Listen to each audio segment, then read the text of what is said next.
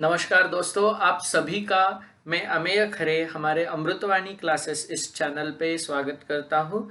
जैसा कि आप जानते हैं, ये कोरोना महामारी हमारा पीछा नहीं छोड़ रही है और अभी स्टूडेंट्स को बहुत सारे क्वेश्चंस पढ़ना शुरू हो गया है कि हमारा एग्ज़ाम नज़दीक आने वाला है। स्पेशली 10th स्टैंडर्ड सीबीएसई के बच्चों के लिए ये खास तौर पर वीडियो में बना रहा हूँ, क्योंकि उनको बहुत ज़्यादा टेंशन है कि हमारे एग्ज़ाम का क्या होने वाला है।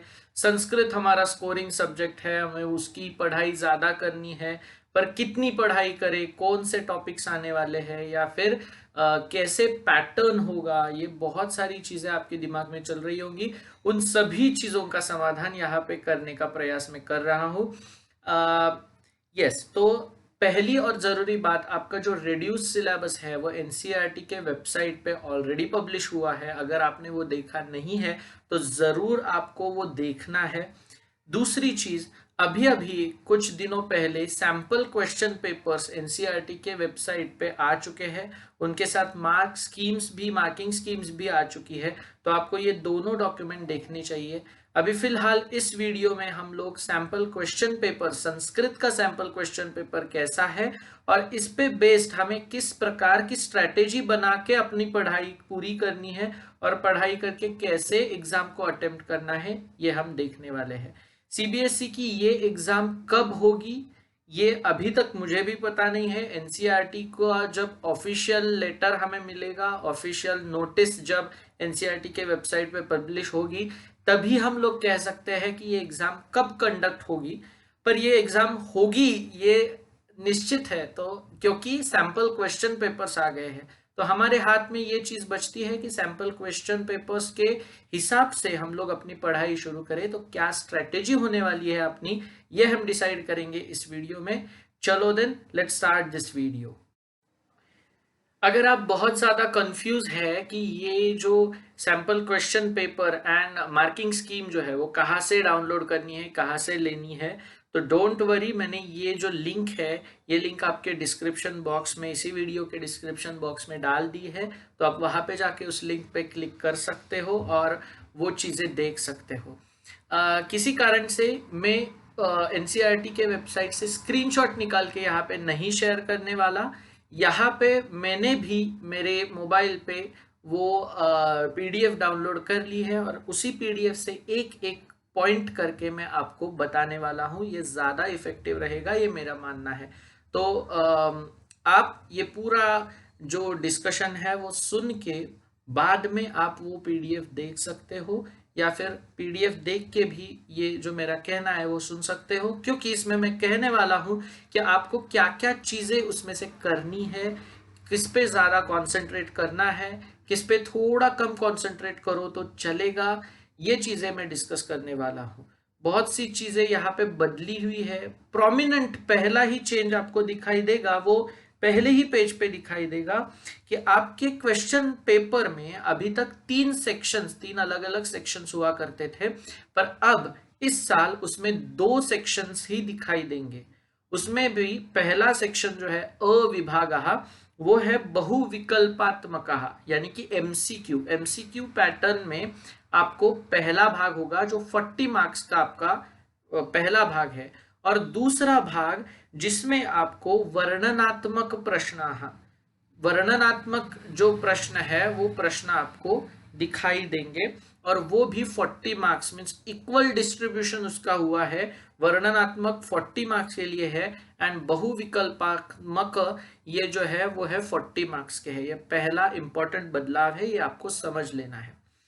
चलो फिर आगे बढ़ते हैं। इसमें 2 भाग है, ये हमने जान लिया, और वो कौन से है ये भी हमने जान लिया। अगर आप पीडीएफ देख रहे हो तो वहां पे आपको इंस्ट्रक्शंस दी हुई है कि आपको प्रश्न का क्रमांक जो है वो अपने उत्तर पत्रिका में अच्छे से लिखना है, उसमें कोई भी गलती हमें नहीं करनी है।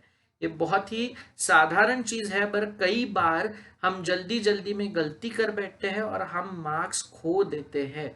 तो ये प्रश्न का क्रमांक डालते वक्त हमें बहुत ही सजगता से वो क्रमांक डालना है। करेक्ट। चलो आगे बढ़ते हैं। अगर आप अविभाग पहले आता है आपका बहुविकल्पात्मक प्रश्न जो है वो आपके सामने आते हैं।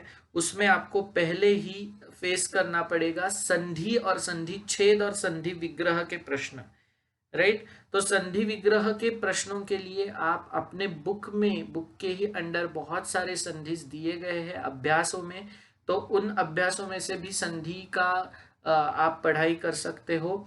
मेरा ये कहना है कि व्याकरण के टॉपिक्स के लिए हर एक चैप्टर लो और हर एक चैप्टर वाइज उसमें कौन कौन सी संधि है, उसमें कौन कौन से समास है, उसमें कौन कौन से प्रत्यय यूज करके धातु या फिर शब्द बनाए गए हैं, ये आप सोच सकते हो। अगर ऐसा प्रोसेस आपका एग्जाम के पहले हुआ तो बहुत ही ज्यादा फायदा आपको हो सकता है। अभी तक एग्जाम की डेट्स फाइनल नहीं हुई है, तब तक संस्कृत का जो पोर्शन है वो ज्यादा से ज्यादा कवर करके लो, फिर बाद में आपको अदर सब्जेक्ट्स को फोकस करने में आसानी जाएगी। एक बार संस्कृत का चीज आपने निपटा लिया तो बाद में एग्जाम के पहले आप एक वीक अगर वो रिफ्रेश कर लो, रिवाइज कर लो, तो वो आपके लिए इनफ होगा, ऐसा मेरा कहना है। तो संधि ये आपका पहला प्रश्न आपको फेस करना पड़ेगा। बाद में है समास विग्रह। अगर आपने देखा है तो कुछ समास का प्रकार आपके सिलेबस से रिड्यूस किया गया है, वो है बहुव्रीहि समास। बहुव्रीहि समास आपके इस एग्जाम में नहीं आने वाला क्योंकि वो रिड्यूस सिलेबस में गया हुआ समास है।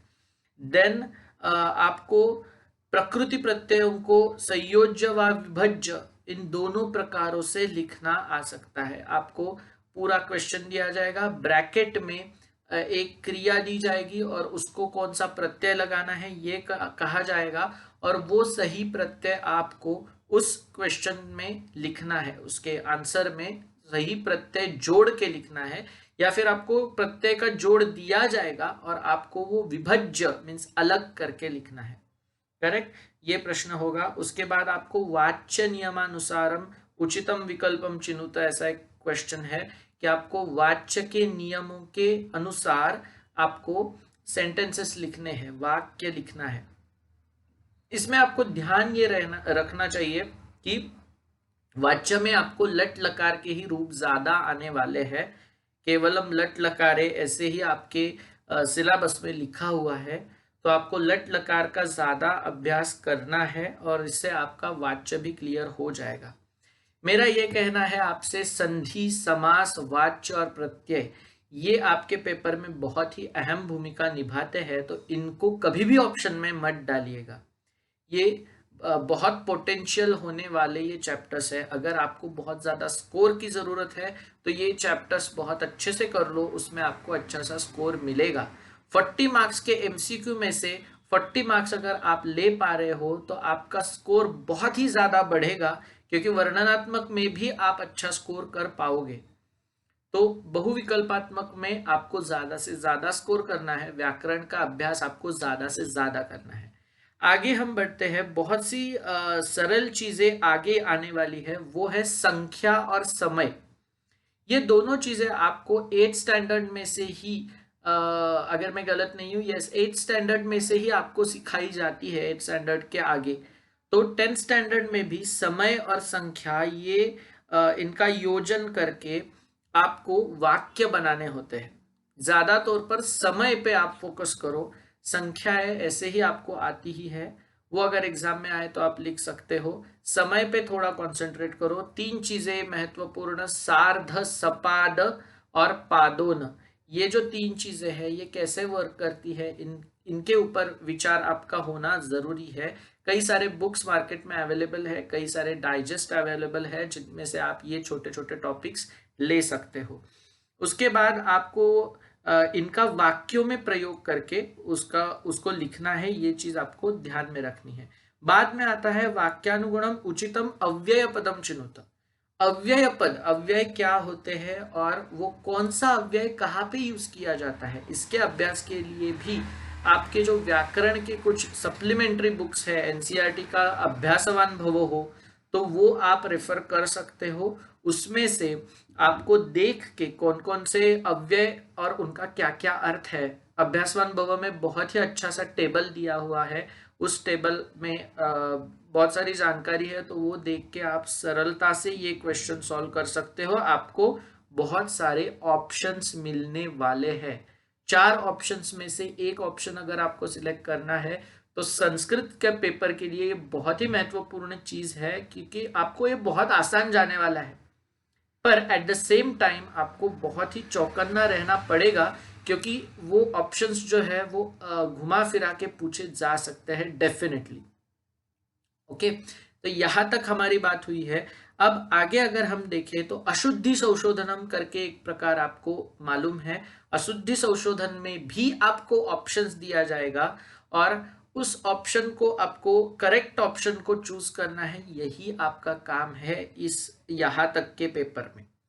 बाद में आता है पठितावबोधनम, जो हम पठित गद्यांश पढ़ते थे वैसे ही पठितावबोधन, ये एक चीज हमें अभी इसी पेपर पैटर्न में दिखाई दे रही है। आपको करना क्या है कि रेखांकित पद को आधृत्य समुचितम प्रश्नवाचकम चिन्हुत, कौन सा प्रश्न निर्माणम कुरुत, ये क्वेश्चन है आपके लिए, तो प्रश्न निर्माण आपको करना है। उसके लिए भी आपको ऑप्शंस दिए जाएंगे, 4 ऑप्शंस में से एक ऑप्शन आपको चूज करना है। तो अगर आपका किम सर्वनाम वाला जो टेबल है वो तीनों टेबल बाय हार्टेड है, आपको ध्यान में है, आप वो कर सकते हो कि कौन से विभक्ति को कौन सी विभक्ति का किम का सर्वनाम कौन सी विभक्ति यूज करनी है। अगर ये आपको टेक्निक पता है तो आप बहुत ही आसानी से ये सॉल्व कर पाओगे और उसके 5 मार्क्स आपको ऐसे ही मिल जाएंगे। प्रश्न निर्माण के लिए 5 मार्क्स दिए गए हैं आपको, तो बिल्कुल भी इन चीजों को आप लेफ्ट नहीं करोगे, आप पीछे नहीं रखोगे। ये व्याकरण के आसान आसान टॉपिक्स है, वो आपको करके ही लेना है। उसके बाद आता है प्रसंगानुकूलम उचितार्थम चिनुत। अब यहाँ पे ये एक बहुत ही महत्वपूर्ण क्वेश्चन है जहाँ पे आपके मार्क्स कम हो सकते हैं, क्योंकि कितना भी आपने पाठ पढ़ा हो फिर भी कुछ एक लाइन ऐसी होती है जिसमें एक शब्द कठिन होता है, हार्ड होता है, और वो आपको समझ में नहीं आएगा। तो इसीलिए जितना भी आप पाठ्य पुस्तक का वाचन कर सको, पाठ्य पुस्तक पढ़ते रह सको, तो उतना वाचन आपको करते रहना है संस्कृत का। तो उसमें जो अर्थ होते हैं वो अपने आप दिमाग में ढलना शुरू हो जाएंगे। आपके बुक के पीछे ही शब्दार्थाह करके बहुत सारे शब्दार्थ आपको दिए गए हैं, तो इनमें से सही शब्दार्थ कौन सा है, उचित अर्थ कौन सा है, ये आपको चुन के वहां पे लिखना है। ये भी आपका एमसीक्यू पैटर्न में बहुविकल्पात्मक इस सेक्शन में ही ये क्वेश्चन आपका आने वाला है, राइट। उसके बाद आपको प्रश्नानाम समुचितम उत्तरम विकल्पेभ्यः चिनुत, ऐसा एक प्रकार है, वो भाषिक कार्य संबंधानाम के ऊपर भाषिक कार्य संबंधी है। इसका मतलब क्या है, पिछली बार तक आपको क्या आता था, एक पैराग्राफ दिया जाता था और उस पैराग्राफ पे बेस्ड आपको क्वेश्चंस पूछे जाते थे। ये चीज वर्णनात्मक में है ही, पर इस बार बहुविकल्पात्मक में अपने पाठ्य पुस्तक के आधार पे आपको डायरेक्टली क्वेश्चंस पूछे जाएंगे और सिर्फ आपको ऑप्शंस दिए जाएंगे।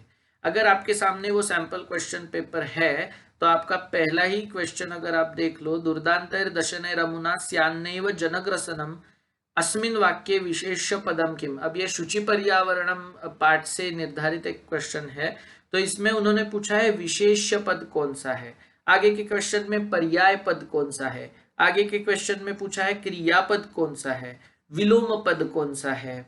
ऐसे बहुत सारे प्रकार के क्वेश्चंस आपको वो पूछ सकते हैं, जिसमें अर्थ का भी एक क्वेश्चन होता है। तो मिक्स क्वेश्चंस यहाँ पे पूछे जाएंगे जो पाठाधारित व्याकरण पे आपके बेस्ड होंगे। तो आपको ये भी चीज ध्यान में रखनी है कि आपको सही से ये अपने जो चैप्टर्स है वो अच्छे से पढ़ लो, तो उसमें कोई भी दिक्कत नहीं आएगी आपको। ये 40 मार्क्स जो है उसमें से कम मार्क्स चले जाए, ये आपको ध्यान रखना है। ज्यादा से ज्यादा मार्क्स इन 40 मार्क्स में से हमें गेन करना है, क्योंकि आपको ज्यादा सोचने की जरूरत नहीं है। आप लिखते समय जो लेखन में त्रुटियां होती है वो भी यहाँ पे नहीं हो सकती, क्योंकि ऑप्शंस आपके सामने है, आपको दिया हुआ है, आपको सिर्फ करेक्ट ऑप्शन चूज करके वहां पे करेक्टली लिखना है।